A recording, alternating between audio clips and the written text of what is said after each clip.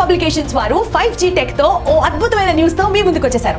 రెండు తెలుగు రాష్ట్రాలలో ఏ competitive exam అయినా సరే మీరు ప్రిపేర్ అవ్వదలుచుకుంటే జనరల్ నాలెడ్జ్ కి సంబంధించిన ఈ బుక్ మీకు చాలా హెల్ప్ అవుతుంది. అయితే దీని మీద ఒక ఆఫర్ కూడా ఉంది. www.yesonlinebooks.com ఈ వెబ్సైట్ లో కనుక 5G టెక్ బుక్ ని కనుక మీరు పర్చేస్ చేస్తే మీకు ఒక వర్క్ బుక్ కూడా ఫ్రీగా లభిస్తుంది. So don't forget to purchase it from www.yesonlinebooks.com. Vedic literature గురించి ఒక డీటెయిల్డ్ డిస్కషన్ అనేది చేద్దాం. ఎందుకంటే ఎగ్జామినేషన్ పాయింట్ ఆఫ్ వ్యూలో ఎస్పెషల్లీ గ్రూప్ 2 లాంటి ఈ ఎగ్జామినేషన్స్లో మనకి వేద సాహిత్యంలోంచి మంచిగా క్వశ్చన్స్ అడగడానికి మనకు చాలా ఛాన్సెస్ ఉంటాయి. అందుకే దీన్ని నేను ఒక సపరేట్ వీడియోగా రికార్డ్ చేద్దామని మీకోసము ఒక సపరేట్ వీడియో లాగా తీయడం జరిగింది. సో వేదిక్ లిటరేచర్ లేదా దాన్నే మనం తెలుగులో వేద సాహిత్యము అంటాం. సో వేద సాహిత్యం అంటాం. సో ఈ వేదిక్ లిటరేచర్ గురించి మనం పాయింట్స్ చూసుకునేటప్పుడు ఫస్ట్ థింగ్ అసలుకు ఈ వేద అనేటువంటి పదానికి మీనింగ్ ఏమనేది చూద్దాం.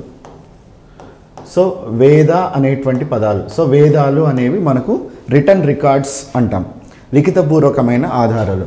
వేద అనేటువంటి పదము ఎక్కడి నుంచి వచ్చింది అంటే సో అదొక విద్ అనేటువంటి రూట్ వర్డ్ నుంచి వచ్చిందనమాట.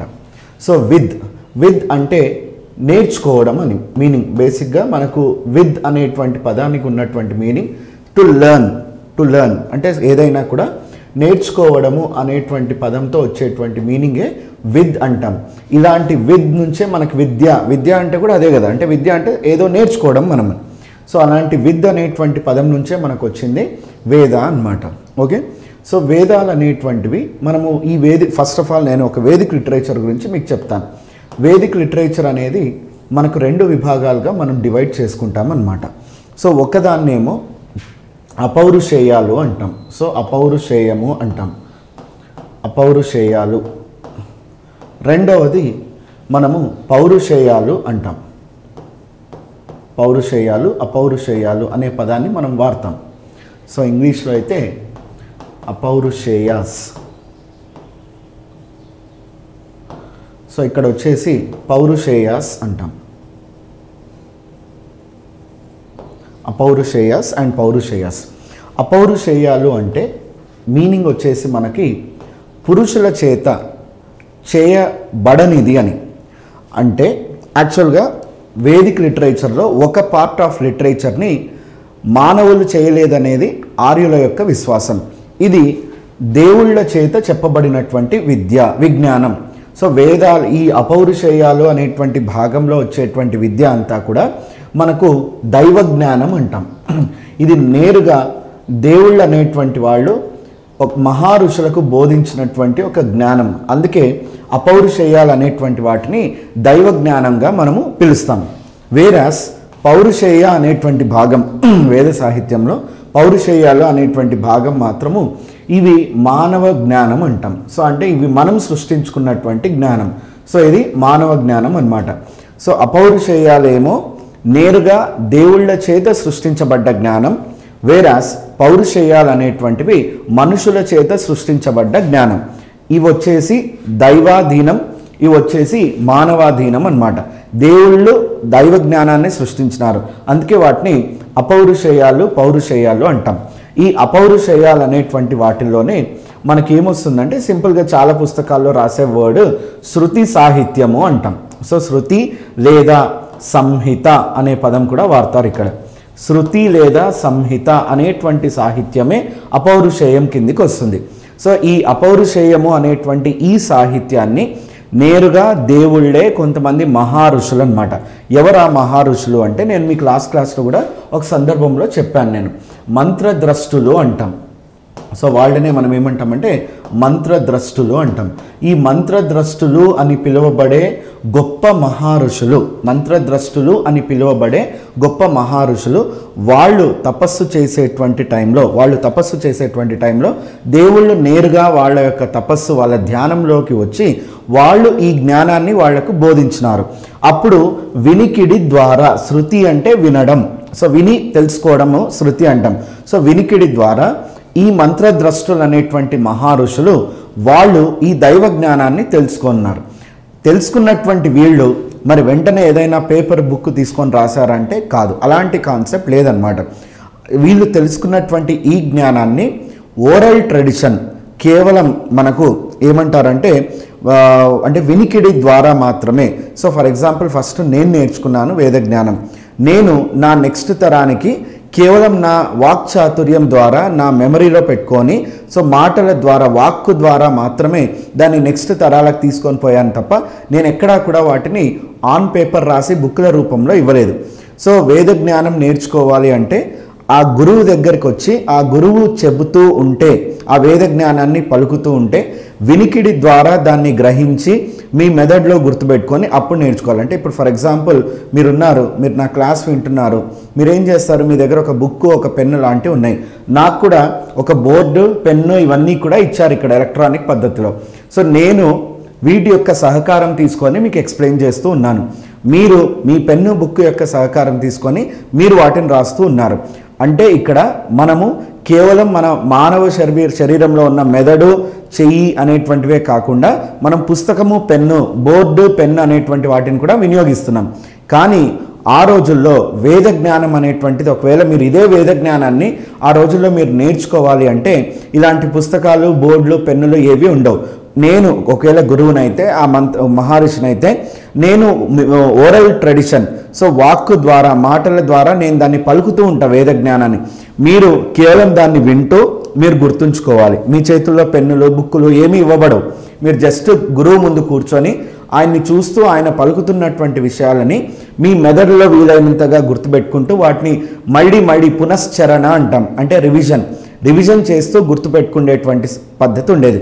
అందుకే ఈ సాహిత్యాన్నే మనం ఏమంటామంటే శృతి సాహిత్యము అంటాం. వినికిడి ద్వారా మహర్షులు నేర్చుకున్నారు, ఆ వినికిడి ద్వారానే వాళ్ళు నెక్స్ట్ తరానికి కూడా దాన్ని నేర్పించేటువంటి ఒక పద్ధతి. సంహిత మంచి మాట అన్నమాట. సో వేదాల్లో ఉన్నటువంటి విషయాలన్నీ కూడా మనుషులకి చాలా మంచి మాటలు అన్నమాట. అందుకే వాటిని సంహిత ఆర్ శృతి అంటాం. సో ఓవరాల్గా వేద సాహిత్యంలో మొట్టమొదటి భాగాన్నేమో అపౌరుషేయాలు అంటాం, వాటిలో వచ్చేటువంటి దాన్నే శృతి లేదా సంహిత సాహిత్యము అంటాం. ప్లస్ ఈ వీటిల్లో వచ్చేటువంటివి ఏవి అంటే మన 4 వేదాలు ఏవైతే మనం చెప్పుకుంటామో హిందూ సాంప్రదాయంలో ఆ 4 వేదాలు కూడా అపౌరుషేయాలు అని పిలువబడతాయి అన్నమాట. సో అపౌరుషేయాలు అంటే 4 వేదాలు. ఈ 4 వేదాలు ఏవేవి మనకి? సో ఋగ్వేదము, సామవేదము, యజుర్వేదము మరియు అథర్వణ వేదము, ఈ 4 వేదాలను అపౌరుషేయాలు అంటాం. నెక్స్ట్ రెండవది వచ్చేసి మనకి ఇక్కడ పౌరుషేయాలు అని కూడా చెప్పుకున్నాం. ఇంకా ఈజీ మీకు ఇది, అంటే ఇది దేవుళ్ళు సృష్టించినటువంటి జ్ఞానం కాదు, ఇది మానవులు సృష్టించినటువంటి జ్ఞానం. ఇందులో వచ్చేటువంటి లిటరేచర్ పేరునే మనం ఏమంటామంటే స్మృతి సాహిత్యము అంటాం. స్మృతి అంటే మీరు వీటిని గుర్తుంచుకోవాలి. వేద జ్ఞానం అనేటువంటిది నేర్చుకునే ముందు మీరు ఖచ్చితంగా ఈ స్మృతి అంటే మెమరీ అని బేసిక్గా అయితే మీరు గుర్తుంచుకోవాల్సినటువంటి విషయాలు. అందుకే మెమరీ బేస్డ్ నాలెడ్జ్ ఏమో స్మృతి, వినికిడి ద్వారా నేర్చుకునేటువంటి నాలెడ్జ్నేమో మనం శృతి అంటాం. అలా వేద సాహిత్యం అనేది 2 విభాగాలుగా విడిపోయి ఉంది, అపౌరుషేయాలు మరియు పౌరుషేయాలు అన్నమాట. సో ఈ రెండింటిని గురించి కూడా మనం కొన్ని ఇంపార్టెంట్ బిట్స్ అనేవి తెలుసుకుందాం. ఇక్కడ ఫస్ట్ అపౌరుషేయాల్లోకి పోతే నేనేమని చెప్పాను, all the four Vedas are considered as apaurusheyas because they are not created by man, they are created by gods. So they are created by gods. అందులో ఫస్ట్ ఇంపార్టెంట్ వేదము మనకు వచ్చేసి ఋగ్వేదము అంటాం. ఫస్ట్ వేదము ఋగ్వేదం. సో ఋగ్వేదం, ఈ ఋగ్వేదము మనకు తొలివేద కాలం నాటి పుస్తకం. సో ఇది మనకు తొలివేద కాలం నాటి విజ్ఞానం అన్నమాట. ఇది 1500 క్రీస్తు పూర్వం 1500 దగ్గర నుంచి క్రీస్తు పూర్వం 1000 మధ్యలో రచించబడినటువంటి లేదా కంపైల్ చేసినటువంటి ఒక పుస్తకంగా మనం భావిస్తామన్నమాట, తొలివేద కాలానికి సంబంధించింది. సో ఇందులో మనం కొన్ని విశేషాలు చూసుకుంటే ఋగ్వేదము మనకు ఆర్యుల యొక్క తొలి నాగరికతకు సంబంధించినటువంటి అర్లీ సివిలైజేషన్ గురించి చెప్తుంది. ఇందులో మనం ఓవరాల్గా 10 చాప్టర్స్ అనేవి ఉంటాయి. సో ఋగ్వేదంలో మనకు ఓవరాల్గా 10 చాప్టర్స్ ఉంటాయి. ఆ చాప్టర్స్నే మనం ఏమంటామంటే మండలాలు అని పిలుస్తాం. So they are called as mandalas. So ఈ 10 చాప్టర్లని కూడా మనం ఏమని పిలుస్తాము, మండలాలు అంటాం. సో మండలాస్ అంటాం. సో ఇందులో నేను ఇంతకుముందు కూడా మీకు ఒక పాయింట్ చెప్పాను. సో 2 నుంచి 9వ మండలాలు ఏవైతే ఉన్నాయో, అంటే ఈ 8 మండలాలు కూడా మనకు తొలివేద కాలంలో రచించబడినటువంటి మండలాలు. వేరాస్ 1 మరియు 10వ మండలం మాత్రము, ఈ 2 మండలాలు కూడా మనకు మలివేద కాలంలో రచించబడ్డ విజ్ఞానము అని. అందుకే కదా మనం అప్పుడు చెప్పుకున్నాం, 10వ మండలంలో పురుష సూక్తం ఉంటుంది, చతుర్వర్ణ వ్యవస్థ గురించి ప్రస్తావన ఉంటుంది. కాబట్టి దాన్ని మనం తొలివేద కాలం నాటి కిందికి మనం లెక్క వేయమన్నమాట. నెక్స్ట్ ఆ తర్వాత మనం ఇక్కడ చూసుకుంటే ఈ వేదాన్ని పఠించేటువంటి ఒక ప్రత్యేకమైన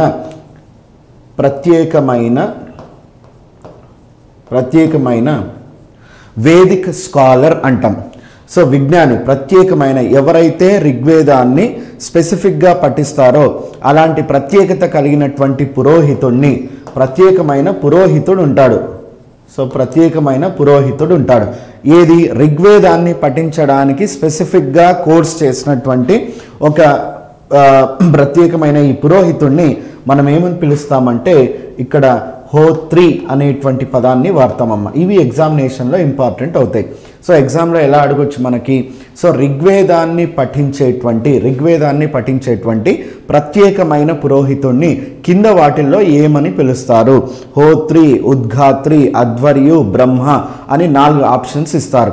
అప్పుడు మీరు ఆన్సర్ అనేటువంటిది హోత్రి అనేటువంటి ఆన్సర్ సెలెక్ట్ చేసుకోవాల్సి ఉంటుంది. ఓకే, నెక్స్ట్ ఆ తర్వాత మనకు ఋగ్వేదానికి సంబంధించినటువంటి కొన్ని మండలాల్లో ఉన్న విషయాలు కూడా ఎగ్జామినేషన్ పాయింట్ ఆఫ్ వ్యూలో ఇంపార్టెంట్ అవుతాయి.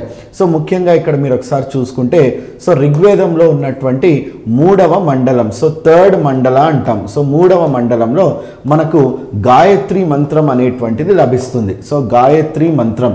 సో ఈ గాయత్రి మంత్రం అంటే ఏంటిది? గాయత్రి మంత్రం అనేటువంటిది సూర్యుణ్ణి మనము స్మరిస్తూ పాడేటువంటి ఒక మంత్రం, గాయత్రి మంత్రం అంటాం కదా. ఈ గాయత్రి మంత్రము మనకు ఋగ్వేదంలో ఏ మండలంలో మనకు లభిస్తుంది అంటే 3వ మండలము అంటాం. ఇది మనకు చాలా ఇంపార్టెంట్. నెక్స్ట్ ఆ తర్వాత 7వ మండలం కూడా మనకి ఇంపార్టెంట్. సో 7th మండలం.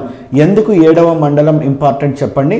ఎందుకు అంటే ఈ దశరాజన్య అనేటువంటి ఒక యుద్ధం యొక్క details, the battle of 10 kings అంటాం కదా.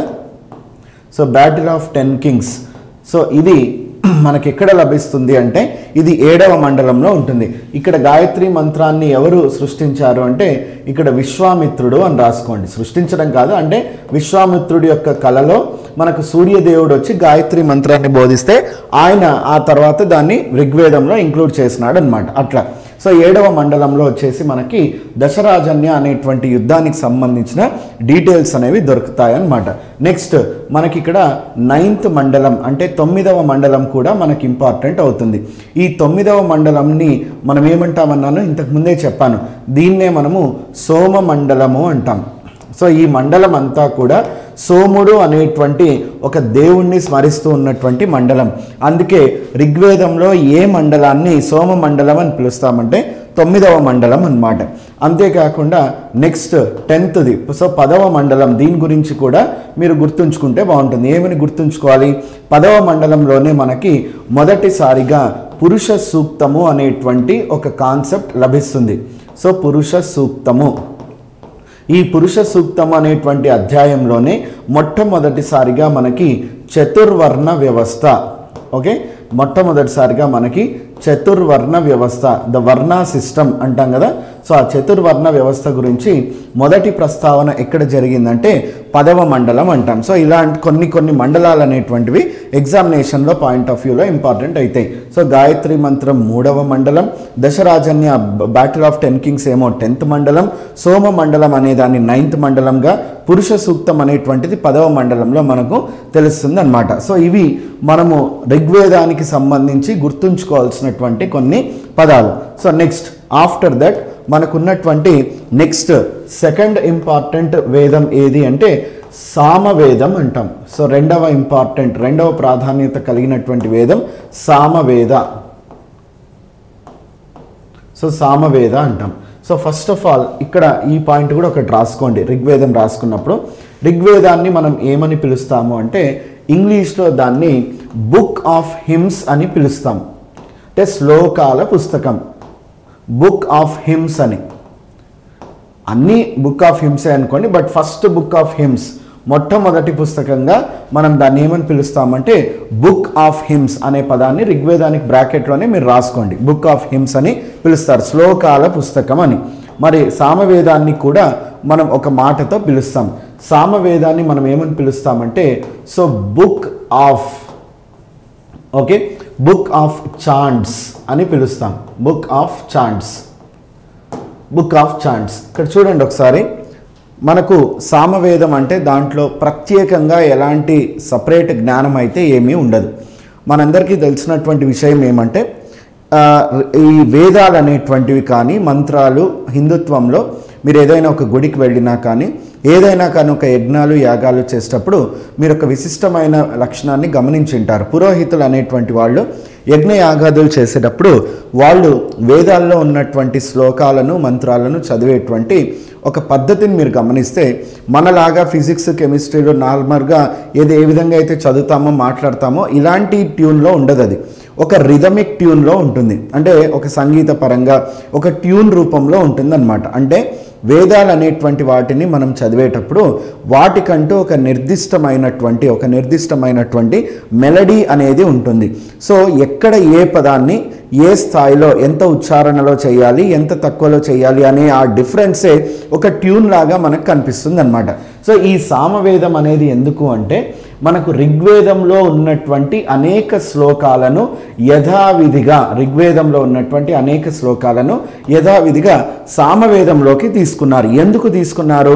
ఋగ్వేదంలో ఉన్నటువంటి ఆర్డర్ ఆఫ్ శ్లోకాలు ఉంటాయి కదా, ఆ ఆర్డర్ని మారుస్తూ సంగీత పరంగా ఒక మెలడియస్గా రిథమికల్గా వాటిని పలకడానికి అనుకూలంగా సామవేదంలో వాటి యొక్క రీఅరేంజ్మెంట్ అనేటువంటి చేసి వాటిని మనము యజ్ఞయాగాదుల్లో ఒక రాగయుక్తంగా పాడడానికి అనుకూలంగా దీన్ని మార్చినారనమాట. అంటే మనము ఏమని అర్థం చేసుకోవాలి, ఇవన్నీ గ్రూప్ 2లో ప్రాబబ్లీ అడగరమ్మా, బట్ మీకు అర్థం కావాలి కాబట్టి చెప్తున్నాను నేను.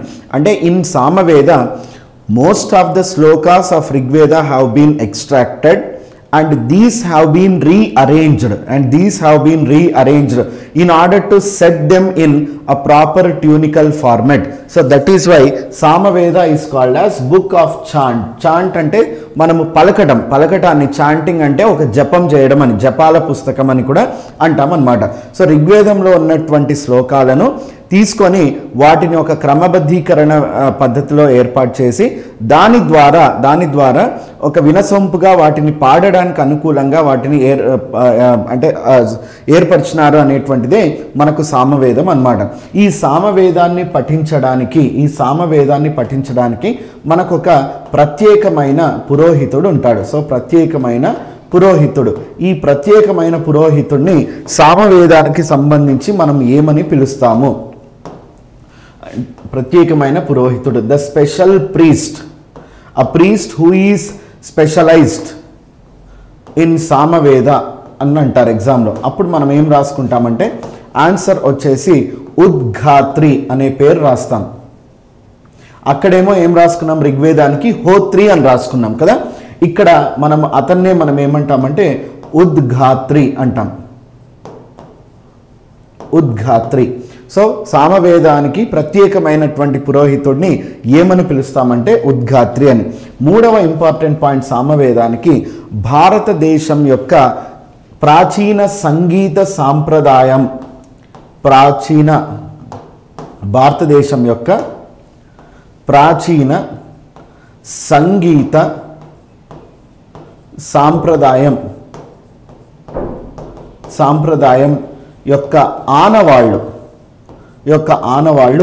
మొదటిసారిగా మనకి సామవేదంలోనే తెలుస్తాయి. సో భారతదేశానికి ఉన్నటువంటి సంగీత సాంప్రదాయాలు, musical tradition, Indian musical tradition, the first traces of Indian musical tradition are found in which of the following Vedas అని అడిగితే మీరు సామవేదం అని గుర్తుపెట్టుకోవాలి. మనకు తెలుసు కదా, ఒక పాట కూడా ఉంటుంది, సరసస్వర సురఝరీక మనమౌ సామవేద సారమిది. అంటే సంగీతం అనేటువంటిది సామవేదం యొక్క సారము అని చెప్పేటువంటి విధంగా ఈ సామవేదాన్ని చెప్పుకుంటాం.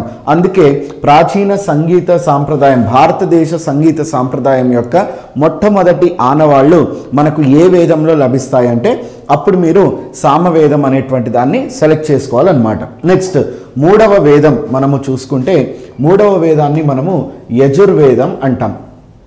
సో మూడవ వేదాన్ని మనం ఏమంటామంటే యజుర్వేదం. సో ఈ యజుర్వేదాన్ని ఏమని పిలుస్తాం? యజుర్వేదాన్ని మనం ఏమని పిలుస్తామంటే బుక్ ఆఫ్ రిచువల్స్ అంటాం దీన్ని. అంటే ఇది క్రతువుల పుస్తకము అని. So book of rituals, so క్రతువుల పుస్తకము అని పిలుస్తాము యజుర్వేదాన్ని అన్నమాట.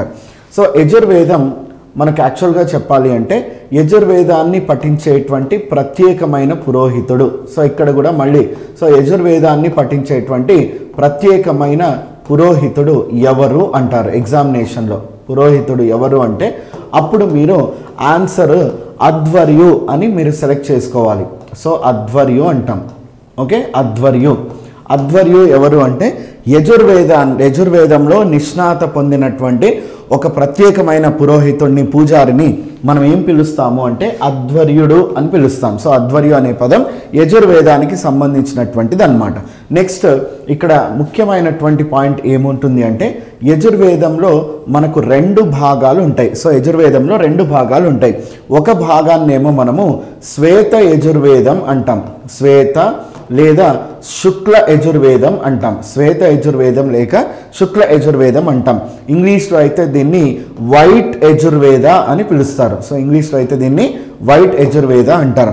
సో రెండవది వచ్చేసి మనకి కృష్ణ యజుర్వేదము అని పిలుస్తారు. సో కృష్ణ యజుర్వేదము అంటే బ్లాక్ యజుర్వేద అంటారు. సో బ్లాక్ యజుర్వేద అంటారు. అంటే అదేంటి సార్ కలర్తో ఉందా ఇక్కడ అంటే ఎస్, మనకి ఇక్కడ ఏమని అర్థమవుతుందంటే ఈ యజుర్వేదము ఋగ్వేదం మాత్రమే తొలివేద కాలంలో రాసినారు, కానీ యజుర్వేదాన్ని మాత్రం మలివేద కాలంలో, సామము యజురు అథర్వణ వేదాలన్నీ మలివేద కాలంలో వచ్చాయి. సో ఎప్పుడైతే మలివేద కాలంలో ఇవి వచ్చాయో, ఈ మిగతా వేదాలు వచ్చాయో ఆ క్రమంలో మనకేమైంది, ఆర్యులు అనేటువంటి వాళ్ళు సప్త సింధు ప్రాంతాన్ని వదిలి మనకి అంతర్వేది ప్రాంతానికి వాళ్ళు బదిలీ అయినారు. అక్కడ అనేక మంది అనార్య తెగలు అనేటువంటివి నివసిస్తూ ఉన్నప్పుడు ఈ అనార్యులతో కలిసి మమేకం కావాల్సినటువంటి ఒక ఒత్తిడి అవసరం అనేటువంటిది ఖచ్చితంగా ఏర్పడింది. కానీ అనార్యులేమో వైదిక పద్ధతులను, వైదిక దేవుళ్లను కొలవరు. వేరాస్ ఆర్యులకి డిఫరెంట్ గాడ్స్ ఉన్నారు, అనార్యులకు డిఫరెంట్ గాడ్స్ ఉన్నారు. అలాంటి పరిస్థితుల్లో ఒకవేళ అనార్యులు అనేటువంటి వాళ్ళు ఆర్యుల యొక్క సంస్కృతి సాంప్రదాయాల్లోకి వాళ్ళు రావాలి అంటే మొదట వాళ్ళు ఏం చేయాలి, ఈ కృష్ణ యజుర్వేదంలో ఉన్నటువంటి కొన్ని క్రతువులను నిర్వహించవలసి ఉంటుంది. అంటే ఇది ఒక ఎంట్రన్స్ టెస్ట్ లాంటిది అనమాట. అనార్యులు అనేటువంటి వాళ్ళు ఆర్యుల యొక్క సంతతిలోకి వాళ్ళు రావాలి అంటే, వాళ్ళ యొక్క సాంగత్యంలోకి రావాలి అంటే ఫస్ట్ వాళ్ళు ఏం చేయాలంటే ముందు కృష్ణ యజుర్వేదంలో ఉన్నటువంటి కొన్ని క్రతువులు అనేటువంటి వాటిని నిర్వహించాలి. అవి నిర్వహించిన తర్వాత నెక్స్ట్ అప్పుడు వాళ్ళు శ్వేత యజుర్వేదం అంటే శుక్ల యజుర్వేదంలో ఉన్నటువంటి విషయాలను వాళ్ళు చేయడం జరుగుతుంది. ఓవరాల్గా చెప్పాలంటే ఎగ్జామినేషన్లో మనకి ఎలాంటి పాయింట్ ఇంపార్టెంట్ అవుతుంది, ఫస్ట్ బ్లాక్ యజుర్వేద, కృష్ణ యజుర్వేదం అనేటువంటిది అనార్యుల కోసము తయారు చేయబడ్డ ఒక పుస్తకం. అంటే అనార్యులు ఇందులో ఉన్నటువంటి క్రతువులని ముందు చేస్తే అప్పుడు ఆటోమేటిక్గా వాళ్ళు ఆర్యులుగా మారొచ్చు. ఆర్యులుగా మారిన తర్వాత అప్పుడు శుక్ల యజుర్వేదంలో ఉన్నటువంటి క్రతువులని వాళ్ళు తర్వాత మిగతా జీవిత కాలంలో చేయాలి. అందుకే అనార్యుల కోసం రాయబడింది కృష్ణ యజుర్వేదము, ఆర్యుల కోసం రాయబడింది శుక్ల యజుర్వేదము అని కూడా మనం చెప్పుకుంటాం అన్నమాట. సో ఇది మీరు గుర్తుంచుకోవాల్సినటువంటి అంశం. సో ఓవరాల్గా చూసుకుంటే ఇక్కడ మీరు యజుర్వేదానికి కొంత ఇంపార్టెన్స్ అనేది ఉందమ్మా. దీన్నే మనం ఏమంటామన్నాను, బుక్ ఆఫ్ రిచువల్స్. పురోహితుడు అధ్వర్యు అవుతాడు. శుక్ల యజుర్వేదము, కృష్ణ యజుర్వేదం అని 2 భాగాలుగా ఉంటుందన్నమాట. నెక్స్ట్ 4th ఇంపార్టెంట్ వేదం. సో దాన్నే మనం ఏమంటాము, అథర్వణ వేదం అంటాం. సో 4th ఇంపార్టెంట్ వేదం వచ్చేసి అథర్వణ వేద.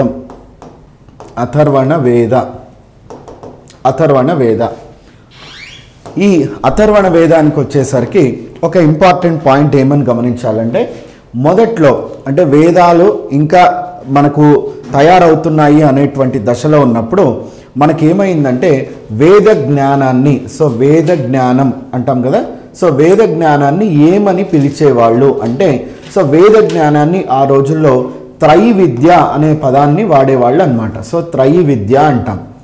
So the Vedic knowledge was called as త్రైవిద్య.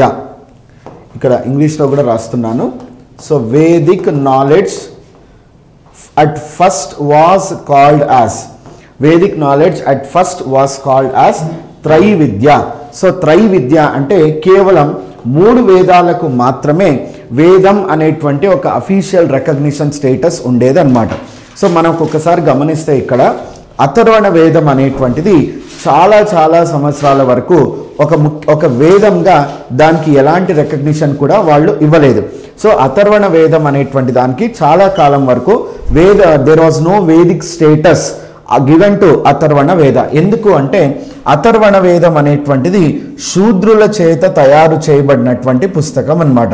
ఇది శూద్రులు తయారు చేశారు, లేదా ఇంకా చెప్పాలంటే అనార్యుల చేత తయారు చేయబడ్డ పుస్తకమే అథర్వణ వేదం. అంటే అనార్య దేవుళ్ళ యొక్క విజ్ఞానము ఇదన్నమాట. ఎందుకు ఇక్కడ అథర్వణ వేదంలో మనకు ముఖ్యంగా మిగతా వేదాలన్నీ దైవాల గురించి మాట్లాడతాయి కదా, ఋగ్వేదమైన సామవేదమైన ఇవన్నీ దేని గురించి మాట్లాడతాయి? దైవాల గురించి మాట్లాడతాయి. కానీ అథర్వణ వేదం మాత్రము కొన్ని నెగిటివ్ దుష్ట శక్తుల గురించి మాట్లాడుతుంది అన్నమాట. ఇది దేని గురించి మాట్లాడుతుంది? దుష్ట శక్తులు అంటే దయ్యాలు, భూతాలు, ఆత్మలు, ప్రేతాత్మలు, మంత్రాలు, తంత్రాలు, రోగాలు, శాపాలు, ఇలా చెప్పుకుంటూ పోతే అంటే డెవిల్స్, డెమాన్స్. సో దుష్ట శక్తుల గురించి మాట్లాడుతుంది కాబట్టే అథర్వణ వేదాన్ని చాలా చాలా కాలం వరకు ఒక వేదంగా ఎప్పుడూ కూడా దాన్ని రికగ్నిషన్ ఇవ్వలేదన్నమాట. కానీ తర్వాత కాలంలో, సో ముందేమో ఇవ్వలేదు, కానీ అందుకే ఎప్పుడైతే ఈ అథర్వణ వేదానికి వైదిక గుర్తింపు ఇవ్వలేదో చాలా కాలం, అప్పుడు వేదిక జ్ఞానాన్ని ఏమని పిలిచేవాళ్ళు? త్రైవిద్య అని పిలిచేవాళ్ళు. సో మొదటి 3 మనకు ఉన్నటువంటి వేదాలకు మాత్రమే ఆ గుర్తింపు ఉండడం వల్ల అందుకే వేద జ్ఞానాన్ని మొదట్లో త్రైవిద్య అనే పేరుతో పిలిచేవాళ్ళు అనమాట. త్రైవిద్య అంటే కేవలం ఋగ్వేదం, సామవేదం, యజుర్వేదం. ఈ అథర్వణ వేదానికి వేదిక్ స్టేటస్ అనేది లేదు. కానీ తర్వాత కాలం ఎందుకు లేదు అంటే మీనింగ్ అగైన్ దుష్ట శక్తుల గురించి ఇది డీల్ చేస్తుంది. రోగాలు, దుష్ట శక్తులు, నెగిటివ్ ఫోర్సెస్ అన్నీ కూడా నెగిటివ్ ఫోర్సెస్ గురించి డీల్ చేస్తుంది. So because it deals more and more with negative forces, evils అంటాం, శాపాలు, ఇలాంటివన్నీ మాట్లాడుతుంది. అంటే చేతబళ్ళు ఇట్లాంటి కొన్ని ఉంటాయి కదా, సో అలాంటివి మాట్లాడుతుంది అనమాట. అందుకే దానికి రికగ్నిషన్ ఇవ్వలేదు. కానీ ఆ తర్వాత కాలక్రమేణా అథర్వణ వేదాన్ని కూడా ఒక ముఖ్యమైనటువంటి వేదంగా గుర్తింపు ఇచ్చారు. ఎందుకు ఇచ్చారు? వాళ్ళు ఒక విషయాన్ని గ్రహించినారు అథర్వణ వేదంలో. అథర్వణ వేదము కేవలం దుష్ట శక్తుల గురించి మాట్లాడడమే కాకుండా వాటిని ఎలా అధిగమించాలి, వాటిని ఎలా సంహరించాలి, వాటిని ఎలా వదిలించుకోవాలి, రోగాలు, శాపాలు, తర్వాత ఆత్మలు, ప్రేతాత్మలు లాంటి వాటిని ఎలా మనం ఎదుర్కొంటూ వాటికి సమాధానం, పరిష్కారం ఏంటి అనే విషయాలను కూడా అది చర్చిస్తుంది. సో అది సమస్యను మాత్రమే కాదు, ఆ సమస్యకు పరిష్కారాన్ని కూడా చూపేటువంటి పుస్తకం కాబట్టే అందుకే దీనికి కూడా కొంత దైవ జ్ఞానం అనేటువంటిది ఉంది. కాబట్టి అథర్వణ వేదాన్ని మనము ముఖ్యమైనటువంటి వేదంగా అంగీకరిద్దామని చెప్పేసి అథర్వణ వేద was also considered as a main వేద ఇన్ లేటర్ టైమ్స్. అది ఎప్పుడు ఎగ్జాక్ట్గా అనేది మనం చెప్పలేం, కానీ సో మొదట్లో అయితే అథర్వణ వేదానికి ఆ స్టేటస్ లేదు, ఆ తర్వాత కాలంలో దానికి ఇచ్చారనమాట. అందుకే వేదిక నాలెడ్జ్ని మనం ఏమని పిలిచేవాళ్ళం? అంతకుముందు త్రైవిద్య అనే పేరుతో మనం పిలిచేవాళ్ళం అనమాట. Okay, done. అండ్ కొన్ని పుస్తకాల్లో మనకి ఒక విషయం రాస్తారు. సో అథర్వణ వేదాన్ని పఠించడానికి ఉన్నటువంటి ప్రత్యేకమైన పురోహితుడి పేరు బ్రహ్మ అనేటువంటి పదం కొన్ని పుస్తకాల్లో రాస్తారు. కానీ యాక్చువల్గా మనము ట్రూ హిస్టారికల్ రిసోర్సెస్లోకి పోతే అసలు అథర్వణ వేదానికి పఠించడానికి ఒక ప్రత్యేకమైన పూజారి ఉండడనేది ఇంకొక వాదన అనేటువంటిది ఉంది. సో అథర్వణ వేదం గురించి 2 వాదనలు ఉన్నాయి. ఒకటేంటి, సో అసలు ఈ అథర్వణ వేదాన్ని పఠించడానికి ప్రత్యేకమైన పురోహితుడే ఉండడు అనేది ఒక వాదన అయితే, లేదు అథర్వణ వేదాన్ని పఠించడానికి కూడా బ్రహ్మ అనే ఒక ప్రత్యేకమైన పురోహితుడు ఉంటాడనేటువంటిది ఒక వాదన ఉంది. సో మీరు ఏదున్నా ఎగ్జామినేషన్లో వాళ్ళు ఇచ్చిన ఆప్షన్స్లో బ్రహ్మ అని ఉందనుకోండి, సెలెక్ట్ చేసుకోండి. లేదు కింద ఇచ్చినటువంటి వేదాల్లో ఏ వేదానికి సంబంధించి మనకు ఈ ప్రత్యేకమైన పురోహితుడు ఉండడు అని అడిగారు అనుకోండి, అప్పుడు మీరు ఆటోమేటిక్గా అథర్వణ వేదం అనే ఆన్సర్ని మీరు సెలెక్ట్ చేసుకోండి అనమాట. సో అథర్వణ వేదాన్ని మనం ఏమని పిలుస్తామంటే the book of magical formulae అంటాం, మంత్రాల తంత్రాల పుస్తకం అని. The book of magical formulae, the book of magical formulae. So మంత్రతంత్రాల పుస్తకమే అథర్వణ వేదం అని పిలుస్తాం. అందుకే దీని పేరు ఏమంటారంటే బుక్ ఆఫ్ మ్యాజికల్ ఫార్ములే అంటాం. సో ఇది కూడా ఒక important point of discussion. So ఇలా మీరు చూసుకుంటే ఈ 4 వేదాలకు సంబంధించినటువంటి ఇన్ఫర్మేషన్ని మనం ఏమని పిలుస్తామని చెప్పాను, అపౌరుషేయాలు అంటాం. సో అపౌరుషేయాలు అనేవి 4 వేదాలు ఇప్పుడు చదువుకున్నాం. నెక్స్ట్ ఆ తర్వాత మనము పౌరుషేయాల గురించి మాట్లాడుకుందాం. సో పౌరుషేయాలంటే పౌరుషేయాల్లో లిస్ట్ మనం ఏమేమి తెలుసుకుంటాం ఇక్కడ. సో మొదటిది వచ్చేసి మనకి బ్రాహ్మణాలు అంటాం. సో ఫస్ట్ది వచ్చేసి మనకు బ్రాహ్మణాస్, బ్రాహ్మణాలు. పౌరుషేయాల్లో మొదట మనము మాట్లాడుకోవాల్సినటువంటి విషయం ఏది అంటే బ్రాహ్మణాలు అంటాం. సో బ్రాహ్మణాలు అంటే ఏమి, బ్రాహ్మణాలను మనము ట్రీటైజెస్ ఆన్ వేదాస్ అంటాం. సో బ్రాహ్మణాలు అనేటువంటి వాటిని ఏమంటామంటే Brahmanas are called as the treatises or commentaries on Vedas అంటాం. treatises and commentaries on Vedas, treatises and commentaries on Vedas అంటే వేదాలపై ఇవి వ్యాఖ్యానాలు అంటాం. వేదాలపై ఇవి వ్యాఖ్యానాలు. చూడండి, so they are called as treatises or commentaries on Vedas, వేదాలపై వ్యాఖ్యానాలు. ఇక్కడ సింపుల్ అమ్మ, ఏం లేదు, మనకు బ్రాహ్మణాలు అనేటువంటి పుస్తకాలు వేదాల్లో, ఇప్పుడు వేదాలు అనేటువంటి గొప్ప గొప్ప ఋషులు రాశారు. అది ఎలాంటి సంస్కృతంలో ఉంటుంది, చాలా హై స్టాండర్డ్ సాంస్క్రిట్లో ఉంటుంది. సో మన కాన్స్టిట్యూషన్ ఆఫ్ ఇండియా, మీరు ఒకవేళ original copy of constitution of India చదివారనుకోండి, మీకు ఏమీ అర్థం కాదు. అందుకే మీరు ఏం చేస్తారు, పబ్లిష్డ్ బుక్స్, ఇప్పుడు లక్ష్మీకాంత్ పాలిటీ బుక్ ఇలాంటివి కొన్ని చదువుకుంటారు కదా మీరు. సో ఎందుకు చదువుతారు, అదే కాన్స్టిట్యూషన్ హై లాంగ్వేజ్లో ఉంది, మీకు అర్థం కాకపోవచ్చు. సో మీ యొక్క అనుకూలత కోసము లోకల్ ఆథర్స్, పబ్లిషర్స్, ఫ్యాకల్టీస్ మీకు ఈజీగా ఉండడానికి దాన్ని సింపుల్ లాంగ్వేజ్లోకి మార్చి మీకు ఇస్తారు. మీకు అవి చదువుకుంటే మీకు అర్థమవుతుంది. అలాగే వేదాల్లో ఉన్నటువంటి విషయాలు ఏవైతే ఉన్నాయో అవి చాలా ఉన్నతమైన సంస్కృత భాషలో రాశారు. సో అది సామాన్యులకు లేదా నెక్స్ట్ తరాలు ఉన్నటువంటి పురోహితులకు అర్థమవుతుందో లేదో అనేటువంటి ఉద్దేశంతో వేదాల్లో ఉన్నటువంటి విషయాలను వాటిని బాగా ఎక్స్ప్లెయిన్ చేస్తూ, అంటే వాటిని వివరిస్తూ రాసినటువంటి పుస్తకాలనే మనం ఏమంటామంటే బ్రాహ్మణాలు అంటాం. సో ఇప్పుడు ఇక్కడ మీకు అర్థమైంది కదా. సో వేదాల్లో ఉన్నటువంటి హై స్టాండర్డ్ నాలెడ్జ్ని ముందు తరాల వాళ్ళు ఎలా అర్థం చేసుకుంటారో లేదో అనేటువంటి దాన్ని తొలగించడానికి, సో వాళ్ళకంటూ కూడా దీన్ని ఎక్స్ప్లెయిన్ చేయడానికి రాసినటువంటి పుస్తకాలనే మనం ఏమంటాం బ్రాహ్మణాలు. అందుకే Brahmanas are called as treatises or commentaries on Vedas. కాకపోతే ఇక్కడ జరిగినటువంటి నష్టం ఏమంటే బ్రాహ్మణాలు అనేటువంటి పుస్తకాల్లో అప్పుడు ఉన్నటువంటి బ్రాహ్మణాలను సృష్టించినటువంటి పౌరోహిత వర్గం ఏవైతే ఉన్నారో వైదిక మతాన్ని చాలా కఠినమైనటువంటి మతంగా దాన్ని మార్చినారనమాట. సో వైదిక మతం చాలా కఠినంగా మారి అది బ్రాహ్మణ మతంగా మారింది. అంటే బ్రాహ్మణుల ఆధిపత్యం అనేటువంటి దాన్ని స్థాపించినటువంటి వేదిక సాహిత్య పుస్తకాలు ఏవి అంటే మీరు బ్రాహ్మణాలు అని సెలెక్ట్ చేసుకోవాలి. ఎందుకంటే వాటిల్లో ఈ వేదాల్లో ఉన్నటువంటి సారాంశాన్ని నెక్స్ట్ తరాలకు ఇచ్చేటువంటి క్రమంలో సో ఇంకా ఈ విజ్ఞానాన్ని కఠినతరం చేసి వైదిక మతం అనేటువంటిది చాలా క్లిష్టమైనటువంటి మతంగా, దాంట్లో అనేక ఆచారాలు, వ్యవహారాలు, క్రతువులు, చాలా చాలా చాలా క్రతువులు చేయాలి అనేటువంటి మతంగా మార్చడము ఎక్కడ జరిగింది అంటే బ్రాహ్మణాలు అనేటువంటి పుస్తకాల్లో జరిగిందనమాట. ఇక్కడ ఎగ్జామినేషన్ పాయింట్ ఆఫ్ వ్యూలో మనకు ప్రతి వేదానికి కూడా వేదం దాని యొక్క బ్రాహ్మణము అనేటువంటి ఒక కాన్సెప్ట్ మ్యాచింగ్లో అడగొచ్చు మనకి. సో వేదము తర్వాత వచ్చేసి దానికి సంబంధించినటువంటి బ్రాహ్మణం. సో ఫస్ట్ వచ్చేసి మనకు ఋగ్వేద. సో ఋగ్వేదాకి ఉన్నటువంటి బ్రాహ్మణాలు ఏవి అంటే ఇక్కడ మీరు రైట్ సైడ్లో రాసుకోండి. ఋగ్వేదానికి మనకు 2 బ్రాహ్మణాలు ఉంటాయి. సో ఒకటి వచ్చేసి మనం ఫస్ట్ది ఐత్రేయ బ్రాహ్మణము అంటాం. సో ఐత్రేయ బ్రాహ్మణము. సో ఐత్రేయ బ్రాహ్మణము. రెండవది వచ్చేసి మనకు కౌశిటాకి బ్రాహ్మణము అంటాం. రెండవది వచ్చేసి కౌశిటాకి బ్రాహ్మణము.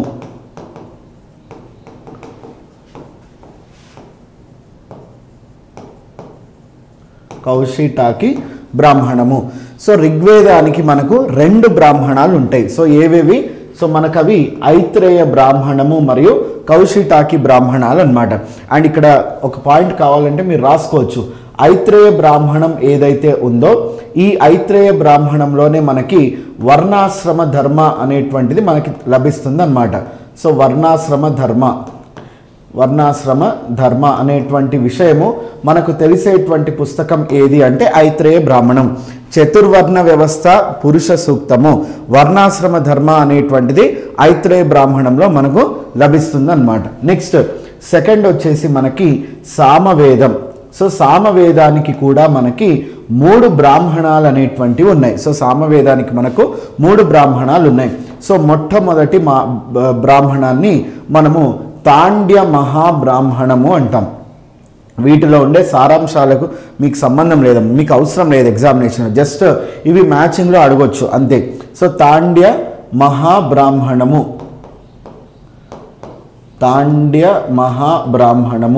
ఓకే. సో రెండవది వచ్చేసి మనకి జైమినియా బ్రాహ్మణము అంటాం. సో జైమినియా బ్రాహ్మణము. మూడవది వచ్చేసి మనకి సద్వింస బ్రాహ్మణము.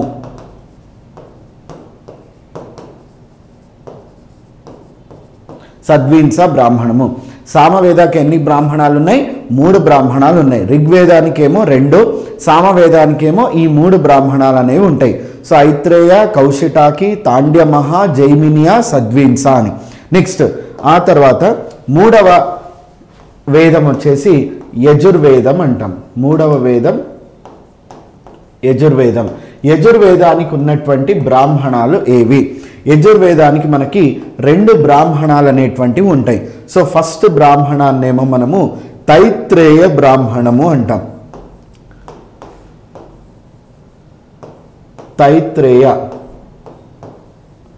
సో తైత్రేయ బ్రాహ్మణం అనేటువంటిది యజుర్వేదానికి ఉన్న మొదటి బ్రాహ్మణము.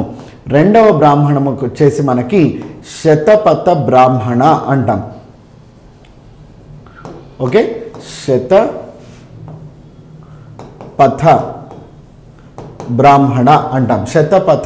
బ్రాహ్మణ అంటాం. ఇక్కడ ఈ బ్రాహ్మణం గురించి మీరు ఒక పాయింట్ ఖచ్చితంగా కూడా గుర్తుంచుకోవాలి. ఆర్యులు అనేటువంటి వాళ్ళు ఆర్యులు సప్త సింధు ప్రాంతాన్ని వదిలి మనకు విదేహ అనేటువంటి ప్రాంతానికి ఇది ఎక్కడ మనకి నార్దర్న్ ప్లెయిన్స్ అంటే మనకి ఈరోజు ఉన్నటువంటి బీహార్ వరకు కూడా ఆర్యులు సప్త సింధు ప్రాంతాన్ని వదిలి సో మలివేద కాలంలో విదేహ ప్రాంతానికి తరలి వెళ్ళినట్లుగా నేను మీకు చెప్పినాను. విదేహ మాధవ అనేటువంటి ఆర్య రాజు యొక్క ప్రస్తావన ద్వారా మనకు తెలుస్తుంది వాళ్ళు ఎలా మైగ్రేట్ అయ్యారని. ఈ విషయం ఏదైతే ఉందో ఈ స్టోరీ, విదేహ మాధవ అనేటువంటి రాజు అగ్నిదేవుణ్ణి తర్వాత వచ్చేసి ఇనుముని ఉపయోగిస్తూ అక్కడ ఉన్నటువంటి అడవులను నరుక్కుంటూ ఆయన మొత్తం కూడా ఉత్తర భారతదేశంలో అంతా కూడా విస్తరించి బీహార్లో ఉన్న విదేహ అనేటువంటి ప్రాంతం వరకు వెళ్ళాడు అని ఏ పుస్తకం ద్వారా, వేద సాహిత్యం ద్వారా మనకు తెలుస్తుంది అంటే మీరు అప్పుడు శతపథ బ్రాహ్మణము అనేది సెలెక్ట్ చేసుకోవాలి. అంతేకాకుండా శతపథ బ్రాహ్మణాన్ని it is the longest or lengthiest Brahmana అంటాం. సో లెంతియెస్ట్ అంటే అత్యంత పెద్దదైనటువంటి బ్రాహ్మణం అన్ని బ్రాహ్మణాల్లో ఏది అంటే అప్పుడు మీరు శతపథ బ్రాహ్మణాన్ని మీరు సెలెక్ట్ చేసుకోవాలన్నమాట. నెక్స్ట్ లాస్ట్ వేదమైనటువంటి అథర్వణ వేదం. సో లాస్ట్ వేదమైనటువంటి అథర్వణ వేదం. అథర్వణ వేదానికి కూడా ఒక్క బ్రాహ్మణం ఉంది. సో దాన్నే మనము గోపథ బ్రాహ్మణం అంటాం. సో గోపథ బ్రాహ్మణం. సో ఇవి మీరు ఖచ్చితంగా ఎగ్జామినేషన్లో గుర్తుంచుకోవాలి, మ్యాచింగ్లో అడగొచ్చు. ఓవరాల్ ఏవేవి? ఐత్రేయ బ్రాహ్మణము, కౌశిటాకి బ్రాహ్మణము, తాండ్య మహాబ్రాహ్మణము, జైమినియా బ్రాహ్మణము, సద్వింస బ్రాహ్మణము, తైత్రేయ బ్రాహ్మణము, శతపథ బ్రాహ్మణము అండ్ గోపథ బ్రాహ్మణము. అంటే టోటల్ బ్రాహ్మణాలు మనకి 9 ఉంటాయన్నమాట. సో అథర్వణ వేదానికి ఏమో 2, సామవేదానికి ఏమో 3, యజుర్వేదానికి ఏమో 2, ఆ తర్వాత అథర్వణ వేదానికి ఏమో 1. సో 2 + 3 5, 5 + 3 ఓకే సారీ అమ్మా 8 ఉంటాయి టోటల్. సో 8 బ్రాహ్మణాలు అనేటువంటివి ఉంటాయి. సో 2 3 5 5 1 3 8 ఈ 8 బ్రాహ్మణాలను కూడా మీరు గుర్తుంచుకోండి అమ్మా. సో ఇది బ్రాహ్మణాలకు సంబంధించినటువంటి విషయం.